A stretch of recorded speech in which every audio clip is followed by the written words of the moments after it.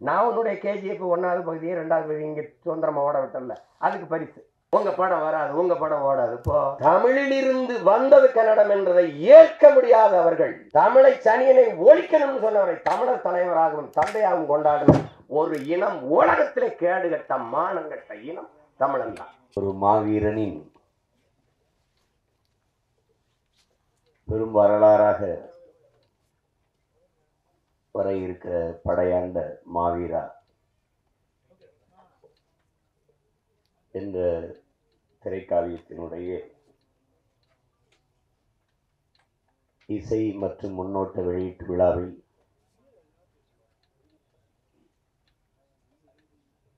பங்கேற்றிருக்கிற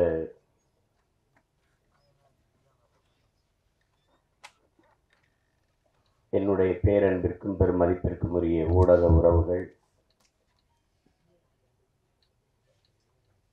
வாழ்த்தி அமர்ந்திருக்கிற என் அன்பிற்கினிய அண்ணன்கள், இயக்குனர் வி. சேகர் அவர்கள், என்னுடைய அன்பு அண்ணன் சிவசக்தி பாண்டியன் அவர்கள், எங்களுடைய பெருமதிப்பிற்குரிய நீதியரசர் ஐயா கலையரசு அவர்கள், என் அன்பு தம்பி சட்டமன்ற உறுப்பினர் கணேஷ்குமார் அவர்கள்,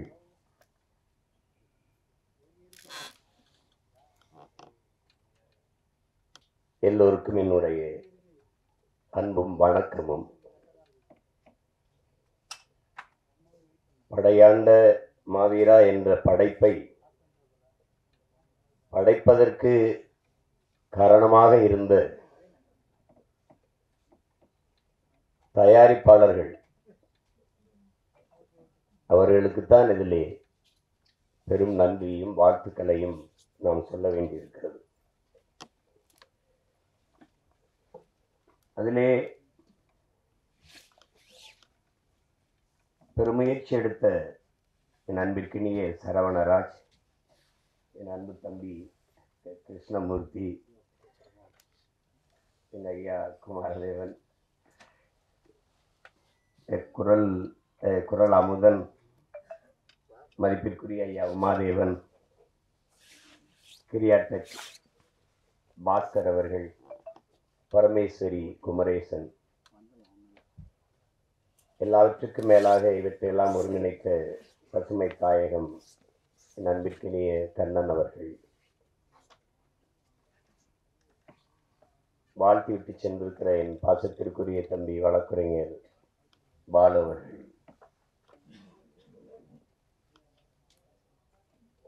கேலி சித்திரத்தின் மூலம் சிந்திக்க வைக்கக்கூடிய பேராற்றல் கொண்ட என்னுடைய அன்பு இளவல்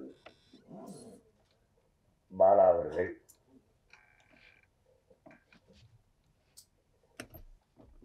பாட்டை வெளியிட வேண்டும் என்று என்னுடைய தம்பி கௌதமன் எனக்கு அனுப்பியிருந்தார். அதை பாடல் காட்சியை பார்த்து இவ்வளவு சிறப்பாக நடன அமைப்புகள் வந்திருக்கிறதே, இது யாருன்னு அப்போ தெரியல, அதில் யார் அது செஞ்சதுன்னு தெரியல. மேடைக்கு வந்தது என்னுடைய அன்பு தம்பிகள் இருவரை நான் பார்த்த பிறகு, தினேஷ் ஸ்ரீதர் இருவரையும் பார்த்த பிறகு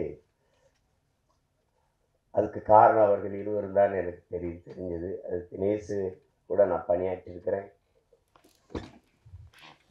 இள வயதிலேயே மிகச்சிறந்த திறமை கொண்ட ஒரு நடன இயக்குனர். அதே போல தம்பி ஸ்ரீதர் அவர்கள். சண்டை காட்சி மிகச்சிறப்பாக வந்திருக்கிறது. படையாண்ட மாவீரன்ல அப்புறம் சண்டை இல்லாமல் எப்படி? தம்பி சில்வா அவர்களை நான் விண்ணூர்தி நிலையத்தில் சந்தித்தேன். அவர் எனக்கு ஒரு வியப்பு தான். சண்டை கலைஞர்கள் எல்லாம் ஏதோ முரட்டத்தனமாக இருப்பாங்க அப்படிதான் எல்லாரும் நினச்சிட்டு. அன்னைக்கு விண்ணூர்தி நிலையத்தில் பார்த்த கையில் ஒரு புத்தகத்தோடு வந்திருந்தார்ல தம்பின்னா, அது நந்தனார் சரித்திரத்தை வச்சுருந்தார்ல, அவர்கிட்ட சொன்னேன். இதுக்கு முன்னாடி நாங்கள் எங்கள் அப்பா மணிவண்ணன்கிட்ட வேலை செய்யும்போது சூப்பராயன் அவர்கள் அதில் நடன இந்த சண்டை இயக்குனராக இருப்பாங்க. நாங்கள் ரொம்ப அன்பாக இருப்போம். எப்போ பார்த்தாலும் தோல் மேலே கை வச்சுட்டு அந்த பயிற்சியை கொடுத்துட்டு வந்து சங்க இலக்கியங்கள் எல்லாம் சொல்லிட்டு, இப்போ சிலப்பதிகாரம், மணிமேகலை, சிவசிந்தாமணி எல்லாத்தையும் பேசுவாங்க. இது எப்படி மாஸ்டர் அப்படின்னா, பகலெல்லாம் அடிக்க வேண்டியது, இரவெல்லாம் படிக்க வேண்டியதுன்னால அவரை பார்த்தா இன்னைக்கு பேசுனா அவர் அளவுக்கு அந்த இலக்கியங்களை பேசுறதுக்கான ஒரு பெரிய பெரிய தமிழ் அறிஞர்களையே வியக்கிற அளவுக்கு பேசுவார். அதுக்கப்புறம் என் தம்பி கையில் ஒரு சண்டை இயக்குனர் கையில் புத்தகத்தை பார்த்தது எனக்கு ரொம்ப வியப்பாக செல்வா நான் ரொம்ப பாராட்டினேன். சரி, அது இப்படி சிறந்த கலைஞர்களால் உருவாக்கப்பட்டிருக்குது. அதில் ஒளிப்பதிவு ரொம்ப நேர்த்தியாக இருந்துச்சு. இப்போ என் தம்பிகிட்ட கேட்டேன், யாருன்னா கோவி ஜெகதீஸ்வரர்னு சொன்னார்ல, இசையமைப்பாளர் அவர் தான் இந்த விழாவின் நாயகன். அவர் தம்பி ஜி பிரகாஷ் இள வயதிலேயே 100 படங்களை பெற்ற ஒரு சாதனை. ஆமாம், 100 படங்களை பெற்றார். அப்போ அது அசூரன் படம் வந்து படத்தை பார்க்கும்போது அதில் பின்னணி இசை வந்து மிகச்சிறப்பாக செய்திருப்பார். அந்த காட்சிகள், அது அந்த சண்டை காட்சிகள் இதெல்லாம் நகரும்போது அந்த வயதில் இவ்வளவு ஆளுமையாக அவர் செய்கிறது ரொம்ப திறமை. அப்போ நானும் என் தம்பி மாதவனும் நடித்த ஒரு படம் இருக்குது. அது அந்த படத்தில் அப்போ தான் இவரை நேரில் சந்திக்கிறேன். இசை இவர் அந்த ஜி பிரகாஷ் தம்பி தான். அப்புறம் நாங்கள் ரொம்ப நெருக்கமானது காரணம் மொழிப்பற்று, இனப்பற்று, இனமான உணர்வு தான். ரொம்ப நெருக்கமாக இருந்தோம். அப்புறம் அவர் பாடல்கள் எல்லாரும் செஞ்சிருவாங்க, பாடல்களை எல்லாரும் செஞ்சிருவாங்க. அந்த திரைக்கதை நகர்வுக்கு பின்னணி இசை கொடுத்து அதை தூக்கி நிறுத்துறதுங்கிறது பேராற்றல். அது இந்த நிலத்தில் நம்முடைய இசை இறைவன் அப்பா இளையராஜாவுக்கு இணைய இன்னும் எவனும் பிறக்கலை. அதுக்கப்புறம் அந்த தலைமுறையில் தம்பி ஜி பிரகாஷ் ஒரு பெரிய கெட்டிக்காரர் என்பதை யாரும் மறுக்க முடியாது. அப்படி ஒரு சிறந்த படைப்பாளர்களால் உருவாக்கப்பட்டது. இதில் பின்னணி இசை ஷாம் அவர்கள் செஞ்சது. அவங்க ஏற்கனவே நான் சில படங்கள் பார்த்துருக்கேன். சிறப்பாக செய்யக்கூடிய ஆற்றல் பெற்ற கலைஞராக. இதில் என்னுடைய தம்பி கௌதமன் இங்கே படைப்பாளி என்பதை தாண்டி என்னுடைய பாசத்திற்குரிய தம்பி. ஏன்னா எங்கள் அப்பா வடைமலைக்கும் எங்கள் அம்மாவுக்கும் நான் மூத்த மகன். எனக்கு பின்னாடி தான் கௌதம் லெலினெல்லாம். இப்போ அந்த அடிப்படையில் தான் நான் இது நாளைக்கு வைக்க முடியாதா, எனக்கு நான் வெளியூரில் இருக்கேனே, ரொம்ப வேலையாக இருக்கேன். இல்லை, நீங்கள் வரணும் இருக்கணும், அவ்வளோதான் வச்சுட்டாப்புல. இது என்னடா பெரியது, எல்லா வேலையும் விட்டுட்டு அவசர அவசரமாக வெளியூர் பிடிச்சி நான் எல்லோரும் வந்திருப்பாங்களே, கொஞ்சம் தாமதமாகறமேன்னு ரொம்ப வருத்தமாக இருந்தது. அதுக்கு உங்கள் எல்லாத்தையும் நான் என் வருத்தத்தை தெரிவிக்கிறேன். கொஞ்சம் வர நேரம் ஆயிடுச்சு. கௌதமன்ட்ட இங்கே பாராட்டி எல்லாரும் பேசுகிறது மாதிரி அவர் எந்த ஒரு வேலையும் ஈடுபாட்டோடு செய்யக்கூடிய ஒரு தம்பி. அவரோட நான் மகிழ்ச்சி படம் நடித்தேன், தம்பிக்காக தான் நடித்தேன். அப்புறம் அங்கே எங்கள் தயாரிப்பாளர் இருக்கிறாங்க மணிவண்ணன். அது எங்கள் எல்லார் மேலேயும் பேரன்பு. குறிப்பாக என் தம்பி கௌதம் மேலே அவருக்கு என்னை போலவே நேசித்து நிற்கக்கூடிய ஒரு பெரிய உறவுக்காரர் அவர். எங்கள் எல்லாருக்குமே கொடை அவர் தான். நாங்கள் ஒரு கூட்டம் நடத்தினா இருந்தாங்க வந்து கொடுத்துட்டு போயிடுவார். 50,000 வச்சுக்கிறங்க, 1,00,000 வச்சுக்கிறங்க. அப்படி உறவினுடைய பிணைப்பு. அப்போ அதில் அப்போயே பார்த்து தம்பியுடைய ஈடுபாட்டை, அவனுடைய படைப்பின் ஆற்றலை வந்து ஆட்டோ சங்கர் நான் ரொம்ப பின்னாடி தான் பார்த்தேன். மக்கள் தொலைக்காட்சியில் தொலைக்காட்சி உருவாக்கத்துல நாங்கள் அந்த குழுவில் இருந்து எங்கள் ஐயா கூட, எங்கள் ஐயாவுக்கு ரொம்ப நெருக்கமான ஒரு இல்லை, அதில் என் மேலே பேரன்பு. அதில் இந்த சந்தன வீரப்பன் தொடர், ஆமாம் சந்தனக்காடு, அந்த தொடர் வரும்போது பார்த்து நான் வியந்தப்போ நானும் தம்பி அடிக்கடி பேசிக்கிறதுனால பாராட்டிக்கிட்டு இருந்தேன். அப்போ நான் எங்கள் தலைவர்கிட்ட சந்தித்து பேசிக்கிட்டு இருக்கும்போது அப்போ எங்காலும் பேச்சு வந்துருச்சு, வீரப்பனுடைய பேச்சு வந்துருச்சு.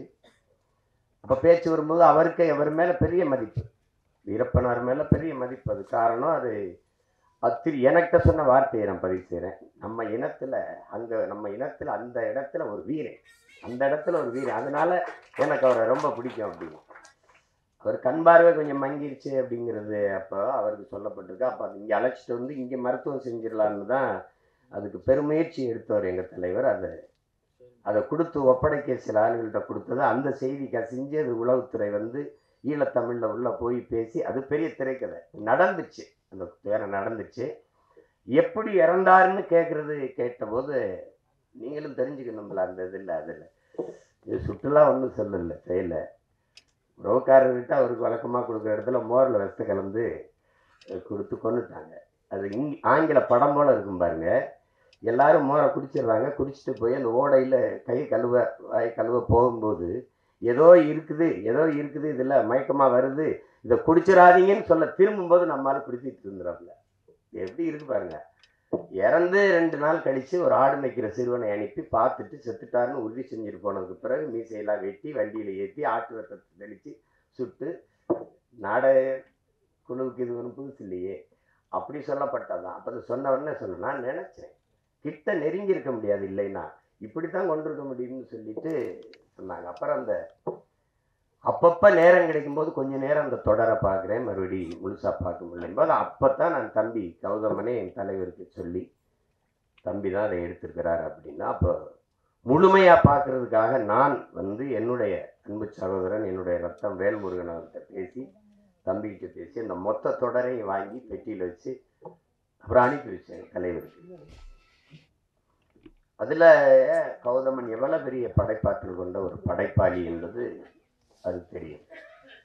அந்த அதுக்கப்புறம் இப்போ படையாண்ட மாவீரா கண்ணன் அவர்கள் சொன்னது மாதிரி என் மேலே தனிப்பட்ட அன்பு கொண்ட என் அண்ணன் காடுவெட்டி குரு அவர்கள் எங்கள் 2 பேரையும், நான் ஒரு திசை அவர் ஒரு திசை, நாங்கள் அவர் இந்த வட பக்கம் நாங்கள் தென் பக்கத்தில் இருந்த பிள்ளைகள். ஆனால் 2 பேரை இணைத்தது எங்கள் தமிழ், அந்த இன உணர்வு மான உணர்வு எல்லாவற்றுக்கும் மேலாக உலகத்தமிழ் பேரினத்தை இணைக்கிற பெரும் காந்தமாக இருக்கிற எங்கள் தலைவன் பிரபாகரன். 2 பேர் தான் எங்களை இணைச்சது. இப்போ நம்ம அவரை மாவீரர் என்று போற்றி கொண்டிருக்கிறோம். அவர் சொல்றாரு உலக தமிழனுக்கு ஒரே ஒரு தலைவன் தான்டா, அது என் தலைவன் பிரபாகரன் தான் பேசுறது இருக்கு. நான் கூட என்னுடைய தன் பதிவில் தனிப்பட பதிவில். அப்போ நாங்கள் எப்போ பார்த்தாலும் நாங்கள் பொங்கு தமிழில் சந்திப்போம். எங்கள் ஐயா அது அறக்கட்டில் இருக்குது அந்த தியாகராயனில், அங்கே தான் நாங்கள் எல்லாம் சந்தித்து பழக்கம். எங்கள் ஐயா என் மேலே வச்சுருந்த அன்புக்கு ஒரே ஒரு சான்று சார். எங்கள் ஐயா மருத்துவர் பெரிய பெரிய அப்போ நான் கட்சி ஆரம்பிக்கணும், நான் திரைப்பட இயக்குனர் தான். சட்டமன்ற உறுப்பினர்கள் தலைவர்கள்லாம் பார்க்க வந்திருப்பாங்க. நானும் ஒரு ஓரத்தில் உட்காந்துருப்பேன். ஐயா வர சொல்லிட்டாங்க பார்க்கணுன்ட்டு நேராக வருவாங்க. வாங்க அப்படின்னு என் கையை பிடிச்சி உள்ள கூட்டிகிட்டு வருவாங்க. இருக்கிற எல்லாருக்கும் ஒரு வியப்பாக இருக்குங்க, யார் அந்த பையனை பிடிச்சி கூட்டிகிட்டு போகிறாங்க. அப்புறம் போய் பேசிட்டு நான் வந்த பிறகு மற்ற ஒவ்வொருத்தராக சந்திப்பாங்க. அதில் எங்கள் ஐயா என் மேலே வச்சுருந்த அந்த பற்று இன்னைக்கு வரைக்கும் எனக்கு நெகிழ்ச்சியாக இருக்குது. அப்போ அந்தப்போ நான் எங்கள் அண்ணன் காடுவெட்டி குரு இருப்பாங்க. அப்போ நிறைய பேசுவோம். அப்போ அந்த நேரம் ஈழப்ப சிக்கல்களை பேசுவோம், தலைவரை பற்றி பேசுவோம், மொழி குறித்து பேசுவோம், போராட்டம் குறித்து பேசுவோம். அப்போ தான் நாங்கள் தமிழ் பாதுகாப்பு இயக்க வச்சு மொழி மீட்சிக்கு பாடுபட்டோம். இல்லைன்னா 85 வயசில் தமிழை தேடி ஒரு தலைவன் இந்த நாட்டில் நடந்து போராடு தெருவில்லைன்னா அது எங்கள் ஐயா மருத்துவர் ராமதாஸை தவிர அவர் இருக்க முடியாது. அப்படிப்பட்ட அன்பு என் மேலே எங்கள் அண்ணன் காடுவெட்டி குரு அவர்களுக்கு. என் தம்பி சொன்ன அந்த மருத்துவ மனை காட்சியில் நான் அவர் மருத்துவமனையில் மருத்துவம் எடுத்துக்கொண்டு இருக்கும்போது அவரை பார்க்குறதுக்கு சென்று பார்க்க முடியல. அவர் சிறப்பு சிகிச்சை பிரிவில் இருந்தார். அது இன்னும் எங்கள் கண்ணுக்குள்ள இருக்குது. அவ்வளோ பெரிய ஒரு தனி மனிதன் அப்படிங்கிறது எல்லாராலையும் ஒரு மனிதன் நேசிக்கப்படுறது ரொம்ப கடினம், ரொம்ப கடினம். குருனா ஒரு நிமிர்வு, குருனா ஒரு ஒரு தினசுறது ஒரு வீரம், ஒரு அச்சம் தெரிச்சு பறக்கும். அதாவது அது அப்படி ஒரு ஆள். அது இயல்பான மனிதன். பெரிய இலக்கியம் அப்படி பேசுறது அந்த மாதிரி பேசுறது இயல்பாக தான் பேசுவார். ஆனால் ஒவ்வொரு வார்த்தையிலையும் அந்த பாசம் இருக்கும், அன்பு இருக்கும். அப்படி ஒரு நெருக்கமான எங்கள் அண்ணன். அவர் வீட்டில் வரவேற்பு அறையில் மாட்டப்பட்ட ஒரே படம் எங்கள் தலைவர் பிரபாகரன் படம் தான். அதை என் தம்பி அந்த படத்திலே பதிவு பண்ணியிருக்கிறாப்புல. ஆனால் தனிக்கு அதை விட்டுட்டது. தலைவர் படம் வர்றதுன்னா நாங்கள் சோரொட்டியில் விட்டானே கிழிச்சு போட்டு போகுது. ஆனால் அதை விட்டுட்டது. அது என்னன்னு தெரியல. நான் கூட சொல்லுவேன், படத்தை பார்த்து எப்படி பயப்படல, அவர் படையை பார்த்து எப்படி 3ஆம் உலகப் போர் இனிமே வருதுன்னாங்க. அதெல்லாம் இல்லை, நாங்கள் 3ஆம் உலகப் போரை செய்த இனத்தின் மக்கள். ஏன்னா ஒரு தலைவனை ஒரு இனத்தை அழிக்க உலகம் முழுமைக்கும் படையை திரட்டி வந்தது எங்களது 22 நாடுகள் சேர்ந்து பிரபாகரன் என்கிற ஒரு தலைவனின் படையை எதிர்த்து போரிட்டு இருக்கு. அப்படின்னா இது உலக போரா இல்லையாங்கிறத நீங்க தான் முடிவெடுத்துக்கணும். அப்படிப்பட்ட ஒரு ஒரு அண்ணன் என்னுடைய காடுவெட்டி குரு அவர்கள். குருன்னா மானம், வீரம் எல்லாம் சேர்ந்துதான் அந்த அந்த ஒரு அந்த ஒரு மகன் அவரு. அப்ப அந்த இங்க பேசியவர்கள்லாம் சொன்னாங்க பாருங்க, பணமா இனமானா இனத்தின் பக்கம் நிற்கக்கூடிய ஒரு வீரன், ஒரு தமிழன் அவர். அப்ப அப்படித்தான் நீங்க மண்ணை காக்கிற போராட்டத்தில் எதற்காகவும் மண்ணை விட்டு கொடுக்காததான் மாவீரனா இருக்க முடியும். அதேதான் எங்கள் தலைவருக்கும். என் தாய் நிலத்தை இன்னொருத்தன் அடிமைப்படுத்தி ஆள அனுமதிப்பவன் எப்படி வீரனா இருக்க முடியும்? என் தாயின் மடியில் இன்னொருத்தன் தலை வைத்து படுக்க எந்த மகன் சம்மதிப்பான்? அந்த உணர்வின் எழுச்சிதான், அதுதான் புரட்சியாகவும் போராட்டமாகவும் வருகிறது. அதை சிலர் என்ன ஒன்றாலும் இது கலவரம், தேவையில்லாத போராட்டம், இது வெட்டி வேலை, இப்படி பேசுறதுக்கு. அதான் என் தம்பி உணர்வு பூர்வமாக அதை எடுத்து உரைச்சேன். அது பார்க்கறவனுக்கு தான். வெள்ளக்காரனுக்கு காந்தியே பயங்கரவாதி தான், காந்திக்கு பகத்சிங் கூட தீவிரவாதி தான். இதுதானே இருக்கிறது. இப்போ எங்கள் பார்வையில் எங்களுக்கு எங்கள் தலைவன் பிரபாகரன் யாரு, எங்களுக்கு எங்கள் அண்ணன் காடுவெட்டி குரு யாருங்கிறதா. நீங்கள் எப்படி பார்க்குறீங்க? நீங்கள் வீரப்பனையே இன்னும் மாயாவி சந்தன கடத்தல்காரே திருடன் தான் நீங்கள் கற்பிச்சிங்க. எங்களுக்கு அவன் வனக்காப்பாளன், பிரபாகரன் இனக்காப்பாளன். அப்படிதான் நாங்கள் பார்ப்போம். அப்போ அதுதான் நாங்கள் எழுப்புகிற கேள்விக்கு இங்கே எவரிடத்தில் பதில் இருந்தது?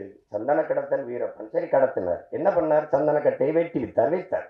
யானைகளை கொன்று தந்தங்களை கடத்தி வித்தார். வித்தவர் காட்டுக்குள் இருந்தார். வாங்கினவன் எங்க இருந்தான்? வித்தவனே பல 100 கோடி செலவழிச்சு பல ஆயிரம் காவல்துறை படைகளை அனுப்பி தேடி போனீர்களே, வாங்கின ஒருத்தனை கூட கைது செய்யலையே. என்ன பதில் இல்லை? ஏன்னா வாங்கின போற அதிகாரத்தில் இருந்தான். அப்ப அந்த எங்க பக்கம் இருக்கிற நியாயங்களை எடுத்து பேசணும் இல்லையா? அதுதான் இந்த படையாண்ட மாவீரா பேசுது. அதுல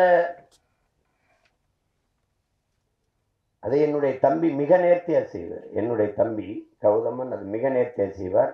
அதற்கு துணையா என் அறிவியல் இளவல் பாலமுரளிவர்மன். அவனுடைய உரையாடல் மிகச்சிறப்பாக இருக்கும். அது எந்த காலத்திலேயும் அதை சந்தன காடுக்கும் அவன்தான் உரையாடல், ஆட்டோ சங்கருக்கும் அவன்தான் உரையாடல். இப்ப வன்னியர்கள் எல்லாம் அது அக்கினியிலிருந்து நெருப்புல இருந்து பிறந்தவர்கள். அது எனக்கு கூட சொல்லுவாங்க, இதெல்லாம் என்ன சினிமா நம்பும்படியா இருக்கு, நெருப்புல இருந்து யாராவது பிறக்க முடியுமான்னு. அது நம்ப முடியாதுல்ல. அது நம்ப முடியாம கூட இருக்கலாம். ஆனால் நாங்கள் நெருப்பாக பிறந்தவர்கள் என்பதை யாரும் மறுக்க முடியாது. அதை இந்த படத்துல வசனமா உரையாடலா என் தம்பிகள் பதிவு பண்ணியிருக்கிறாங்க. தமிழன் ஒரு நெருப்பு, பெரு நெருப்பு. அநீதியோ அச்சமோ அடக்குமுறையோ அண்ட விடாத அளவிற்கு ஒரு பெருநெருப்பாக வாழ்ந்த மறவர் கூட்டம் தான் தமிழர்கள்.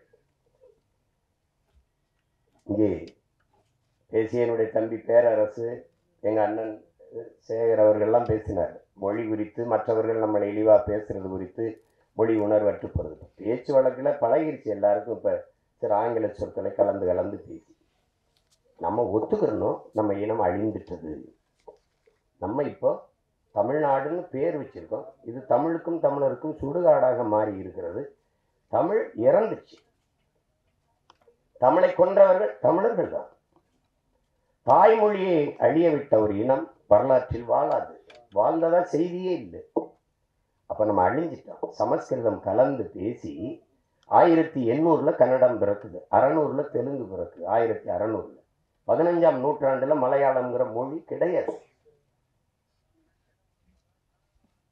தமிழில் இருந்து சமஸ்கிருதம் கலந்து எப்படி கலந்தோம்? வணக்கம், நமஸ்காரம், சோறு, சாதம், மகிழ்ச்சி, சந்தோஷம், அப்படி பிரிஞ்சிருச்சு. இப்படிதான் போச்சு. சாப்பிட்டீங்களா நீங்க, போன் பேசிரா நீரு, ஒரே ஒளி அளவுல தான் பேசிருப்பான். இப்படி போயிடுச்சு. கடைசியா துளு. கன்னடமும் கனி தெலுங்கும் கவின் மலையாளமும் துளுவும் உதிரத்தில் உதிர்த்தவேன் தமிழ் தாய் வாழ்த்துல பாட்டு இருக்குது. அதை ஆட்சியாளர்கள், அன்றைய ஆட்சியாளர்கள் ஆரியம் போல் வழக்கொடிந்து தூக்கினார்கள். ஏனால் அந்த பிராமணர்கள் வாக்கு போயிருமோ. அது கன்னடமும் கடிதெலுங்கும் கவின் மலையாளமும் அதை சொன்னா அந்த மொழி பேசக்கூடிய மக்களின் வாக்கு போயிடும். அவங்க குறைவா நினைப்பாங்க. தமிழுக்கு அந்த பெருமையை கொடுக்க அன்றைய ஆட்சியாளர்களுக்கு இப்ப கூட கீழடி 2500 ஆண்டுக்கு முன்னாடி இருக்க தமிழனின் தொன்ம நாகரிகம் ஒரு தோராய கணக்கு தான் 2600 5000 ஆண்டா கூட இருக்கலாம். 2 ஏக்கர்ல தோண்டிட்டு இது திராவிட நாகரிகம்னு ஒரு கூட்டம், இது இந்திய நாகரிகம் என்ற ஒரு கூட்டம். 2100 ஆண்டுக்கு முன்னாடி இந்தியா ஏது? இந்த நிலப்பரப்பு ஏது? ஒன்னா இருந்ததா? இப்படி ஒரு பேர்ல இருந்ததா? 2200 ஆண்டுக்கு முன்னாடி திராவிடம்ங்கிற சொல் ஏது? திராவிடம்ங்கிற ஒரு நாடு ஏது? இதெல்லாம் ஏது? இந்த கன்னடம் தெலுங்குலாம் ஏது? இது தமிழர்கள் நாகரிகம், தமிழனுடைய பண்பாடு, தமிழனின் அடையாளம், தொன்மம் என்று சொல்ல வாய்வில்லை. அதை விட்டு கொடுக்க முடியாது. தமிழனுக்கு அந்த பெருமையை கொடுத்துட கூடாது. அதான் இவங்களுக்கு இருக்கிற சிக்கல். இந்த நிலையில்தான் வீழ்த்தப்பட்ட தமிழ் தேசிய பிள்ளைகள். எங்கள் தலைவர் சொல்லுகிறார், உலகத்தில் 13 கோடி தமிழ் மக்கள் உலகெங்கும் பரவி வாழ்ந்தாலும் தமிழின மண்ணில் தான் தமிழ் தேசிய மக்களின் ஆன்மா விழிப்புற்றதுங்கிறது. நான் அடிமையாக இருக்கிறேன், விடுதலைக்கு போராட வேண்டும் என்கிற வீர உணர்வு, விடுதலை உணர்வு எழுச்சியுற்றது. விடுதலையின் முதல் படியே விழிப்புணர்வு தான். அந்த விழிப்புணர்வு வந்தது தமிழீழ மண்ணில் தான்.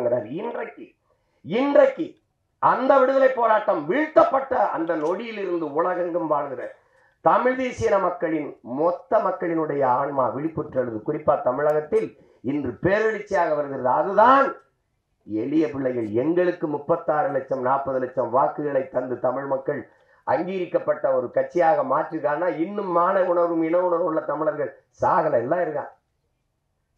எங்கு பிறப்பினும் தமிழன் தமிழனே, இங்கு பிறப்பினும் அயலான் அயலான்ங்கிறார் எங்க புரட்சி பாவலர். அதுதான் முக்கியம்.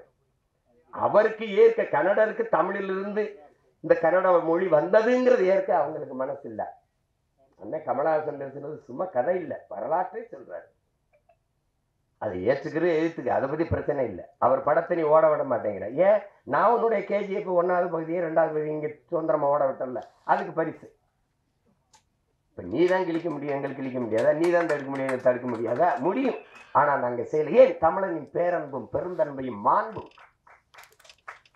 படத்திலையா அவரோட பகையை காட்டுறது? படத்திலையா? படத்துல குடிக்கிற நீர்ல, இதுலயாமா? இதுல இல்லாம பகை எப்படி இருக்கு பாருங்க. உங்க படம் வராது, உங்க படம் ஓடாது. இப்போ தமிழிலிருந்து வந்தது கன்னடம் என்றதை ஏற்க முடியாத அவர்கள் தமிழை ஏற்கல. தமிழிலிருந்து வந்ததுங்கிறது ஏற்கல. ஒரு தலைவருக்கு தமிழையே ஏற்கல. தமிழையே சனியன் ஒழிக்கணும்ன்றல, தமிழை சனியனை ஒழிக்கணும்னு சொன்னவரை தமிழர் தலைவராகவும் தந்தையாகவும் கொண்டாடும் ஒரு இனம், உலகத்திலே கேடுகட்ட மானங்கட்ட இனம் தமிழன் தான். அவன் என் மொழியவே ஏற்க மாட்டேங்கிறான், அதுல இருந்து வந்ததுன்னு ஏற்க மாட்டேன். அவரை நான் தலைவனா ஏற்கணுங்கிறத, இப்படி ஒரு உலகம், இப்படி ஒரு சமூகம் எங்கேயாவது இருந்திருக்க பாருங்க. இதுதான் இது.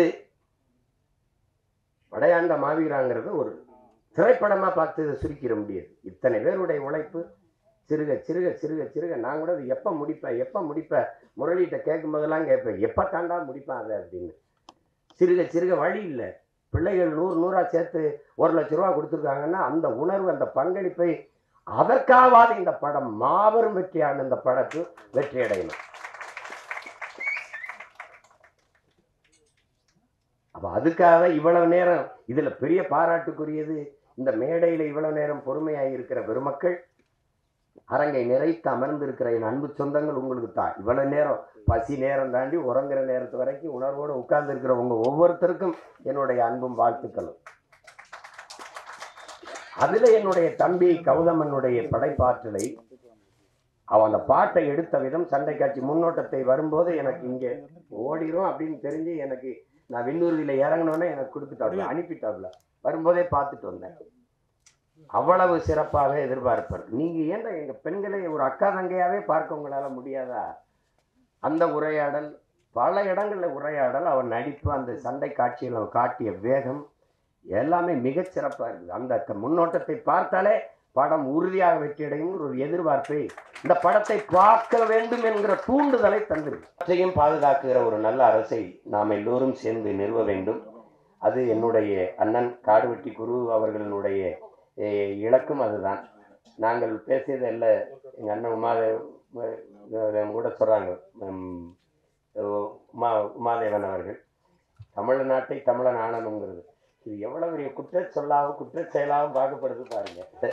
எல்லாரும் தனித்தனியாக வீடு கட்டி குடியேறி போயிட்டான். ஆனால் என் வீட்டில் எல்லாரும் சேர்ந்து குடி கும்மி அடிச்சுட்டு இருக்கான். ஆளாளுக்கு ஒரு லட்டை ஒட்டிட்டு போயிட்டீங்க, ஏன் லட்டை மட்டும் நொறுக்கி எல்லாரும் சாப்பிட்றான். என்னன்னு எனக்கும் புரியல. அதை கேட்டா பாசிசம், சாவனிசம், இனவெறி, சிறங்கு சொரின்னு எதையோ பேசிட்டு இருப்பான். எனக்கு அந்த நேரம் ஒரு கோபம் வரும் பாருங்க. இப்போ சீமான் அவன் ஒரு இனவெறியங்கன்னு சொல்லும்போது நமக்கு ஒரு திமிரும் ஒரு பெருவிதமும். எங்க அண்ணன் சொல்லுவாரு, கவுண்ட் பண்ணி மறக்கா சொல்லு அப்படின்னு. அது ஏன்னா நம்மளை இனவெறியன்னு சொல்லும்போது அப்ப நல்ல தமிழ் தாய்க்கு நல்ல தாழ்பொண்ணுக்கு தான் நம்ம பிறந்திருக்கோம். அதை உறுதி செய்யறாங்க.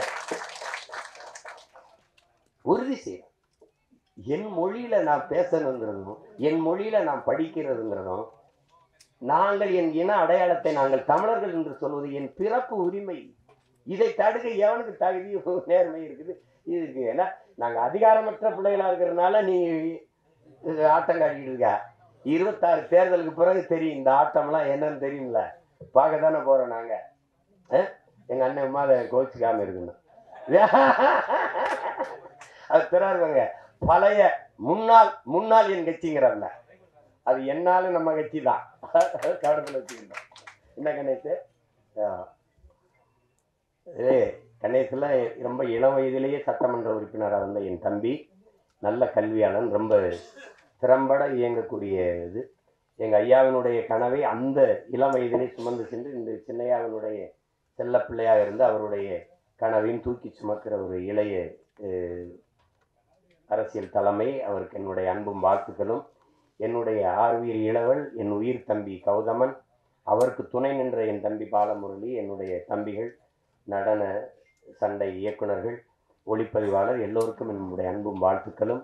உலகெங்கும் பரவி வாழக்கூடிய என் உயிர் சொந்தங்கள் எல்லோரும் என் அன்பு தம்பி கௌதமனுடைய இந்த சிறந்த படைப்பாக வரக்கூடிய படையாண்ட மாவீரா என்ற இந்த படத்திற்கு பெரும் ஆதரவையும் வரவேற்பையும் கொடுத்து நீங்கள் வெற்றி பெற செய்ய வேண்டும். அது தமிழனாக பிறந்த ஒவ்வொருத்தருடைய பிறவி கடமை. அதை உணர்ந்து நீங்கள் செய்வீர்கள் என்று நான் உங்களை பேரன்பு கொண்டு வேண்டுகிறேன். உங்கள் எல்லோருக்கும் என்னுடைய நிறைந்த அன்பும் நன்றியும் வணக்கமும்.